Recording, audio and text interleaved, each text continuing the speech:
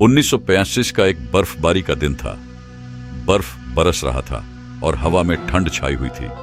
एक छोटे से गांव में एक स्कूल था जिसका नाम था भूतिया स्कूल। इस स्कूल का एक स्टाफ रूम था जो अनोखा और डरावना था। स्कूल के स्टाफ रूम में कभी कभी विशेष घटनाएं होती थीं। स्टाफ रूम में बहुत ही पुरानी कुर्सियां और अलमारियां थीं जो डरावनी आवाजें निकालती थीं। रात के समय स्टाफ रूम में एक अजीब भीड़ और दबाव महसूस होता था। एक बार की बात है, स्कूल के प्रिंसिपल ने एक नई टीचर को स्कूल के स्टाफ रूम में काम करने के लिए भेजा। नई टीचर का नाम था रजनी। वह डरपोक नहीं थी, लेकिन उसको स्कूल के स्टाफ रूम की डरावनी कहानियों के बारे में पता नहीं था। रजनी ने स्टाफ रूम में काम शुरू किया, लेकिन जल्द ही उसने अनोखे घटनाओं का सामना किया। रात को जब वह स्टाफ रूम में अकेली थी तो उसने अलमारी की आवाज सुनी। उसने उसे नजदीक से देखा और उसमें कुछ अजीब चीजें देखी। क्या तुम यहां से निकलने की कोशिश कर रही हो? एक आवाज बोली। रजनी ने पीछे मुड़कर देखा, लेकिन किसी को नहीं देखा। वह फिर से अपने काम के लिए तैयार हो गई, लेकिन फिर से वह आवाज सुनी। तुम्हें जाने का समय नहीं हुआ है, वह आवाज बोली। अब तुम्हें हमारे साथ यहीं रहना होगा।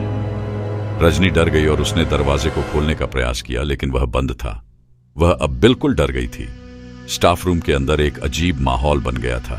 रजनी ने चिट्ठी को याद किया और उसे समझा कि शायद वह सच हो सकता है।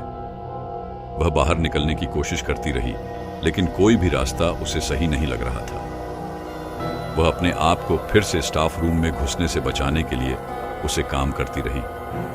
रात बीतती गई और रजनी का डर और बढ़ता गया। वह अब स्टाफ रूम में अपने आप को बंद पाई और उसने आखिरकार हार मान ली। सुबह होने के साथ ही स्टाफ रूम के दरवाजे खुल गए और रजनी बाहर निकली। वह स्कूल के प्रिंसिपल के पास गई और उसे सब कुछ बताया। प्रिंसिपल ने उसको देखते हुए कहा, रजनी, तुमने अपने आप को स्टाफ रूम में बंद कर लिया था। रजनी ने घबराकर कहा, हाँ सर, मैंने स्टाफ रूम में कुछ अजीब सुना और देखा। मुझे लगता है कि वहां कुछ भूत है। प्रिंसिपल ने हंसते हुए कहा, रजनी, स्टाफ रूम में कोई भूत नहीं है। तुम्हारी ये सभी बातें सिर्फ तुम्हारे खुद के डर की हैं। रजनी ने प्रिंसिपल की बातों को सुना, लेकिन उसका डर अब भी कम नहीं हुआ। वह स्कूल के बाहर निकली, लेकिन उसके दिल में स्टाफ रूम की भयंकर दिन रात की यादें बसी रही। उसके बाद से कोई भी नया टीचर स्कूल के स्टाफ रूम में काम नहीं करने के लिए राजी होता था। वहां की भूतियां और डरावनी कहानियां स्टाफ रूम के बारे में फैल चुकी थी और किसी भी नए टीचर को उससे डर था।